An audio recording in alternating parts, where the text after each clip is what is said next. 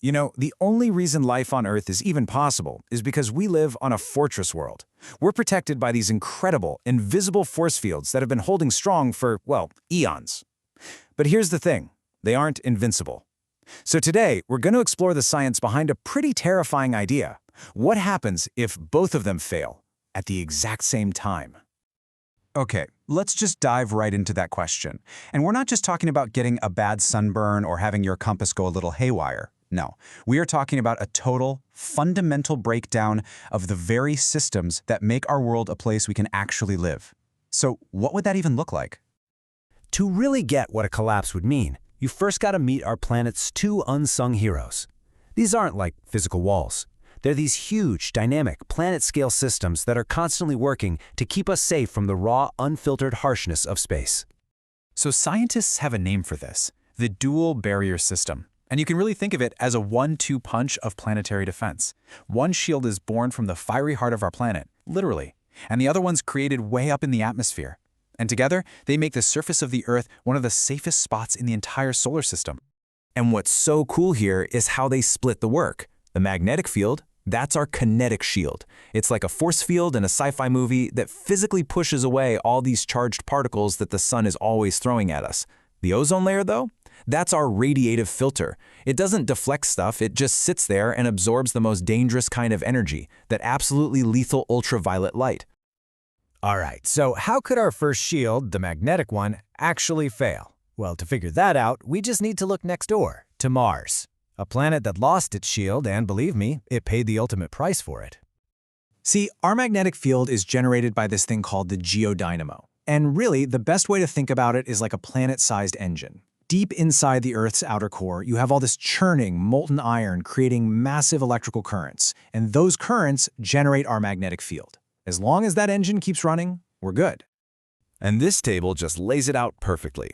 Here on Earth, our core has a solid inner part and a liquid outer part, and that temperature difference keeps the whole thing churning. But Mars? Scientists think its core ended up stratified. The liquids separated into these stable layers that just stopped churning. The dynamo died, and its atmosphere got blasted away into space by the solar wind.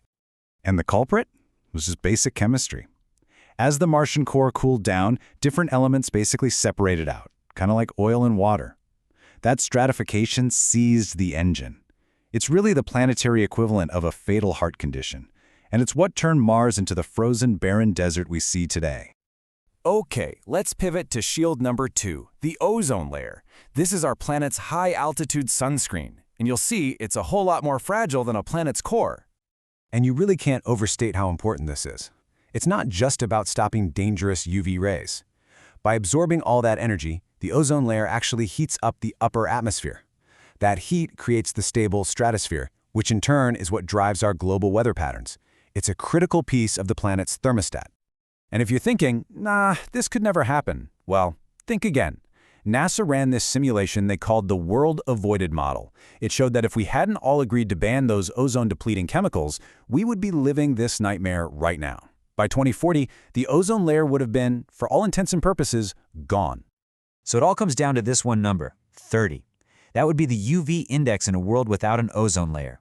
To put that in perspective, today we call a UV index of 10 extreme. 30 isn't just dangerous, it's biologically unsustainable for most life on the surface of the Earth. Okay, so we've got these two amazing shields. But what if they both went down at the same time? This brings us to the absolute core of this explainer, the two-hit catastrophe, a perfect storm for our planet. Here's the trigger event. First, our magnetic field enters this temporary weak phase, something called a geomagnetic reversal. Then, while it's at its most vulnerable, the sun unleashes a massive storm of high-energy particles, and it's aimed right at us. And when I say weak, I mean really weak. We know from the geological record that during past events, like one called the Longchamp excursion about 41,000 years ago, our magnetic shield dropped to as low as 5% of its normal strength. That's not a shield anymore. That's a shield with massive gaping holes in it. And here's how the two failures feed each other. The weak magnetic field can't push away the solar protons anymore. So instead of being funneled neatly to the poles where they create the auroras, they just rain down over the entire globe. This massive particle shower kicks off a chain of chemical reactions that creates enormous amounts of ozone-destroying molecules. In other words, the magnetic shield's failure directly causes the ozone shield's collapse. Okay, so the shields are down. What happens now? Let's walk through the timeline of what an unshielded world would actually feel like, because it is a terrifyingly fast cascade of failure. So, you can basically break this whole collapse down into 4 phases. It all kicks off with an immediate radiative shock, followed by what's called a biospheric arrest, then the technological erasure, and finally, a new long-term state of chronic dehabitation. In those first 24 hours, the effects are just immediate and brutal. Sunlight itself becomes toxic. If you have unprotected skin, you get a severe sunburn in just minutes. The intense UV causes corneal burns, a solar scorch, blinding animals and people alike. And for the first time in geological history, the deadliest radiation of all, UVC, actually hits the ground. And at the same exact time, the atmosphere is just thrown into total chaos. Without the ozone layer absorbing heat, the stratosphere starts to cool down fast. The stable layers, the ones that keep our weather system neat and tidy, they collapse. Global jet streams, wind patterns, everything is catastrophically disrupted. And our technology, that would be the next to go. Intense funnels of plasma, some scientists call them space hurricanes, would just pour into the upper atmosphere, raining down electrons.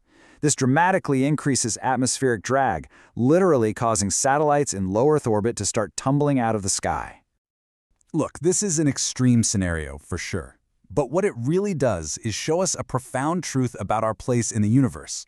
We live in this remarkably safe little bubble, but that bubble is maintained by systems that we have absolutely no control over. And this quote from the source material just nails it. We've built what it calls a thin film civilization. Our entire global economy, our communications, our very way of life, it's just this incredibly thin, fragile layer that is completely dependent on the stability of these invisible shields.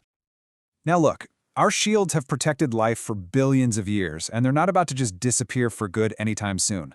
But they can waver. They can be overwhelmed. And exploring a scenario like this really forces us to ask a pretty fundamental question. What does it mean to be so complex, so advanced, and yet so utterly dependent on the whims of a star and the deep, churning heart of our very own planet?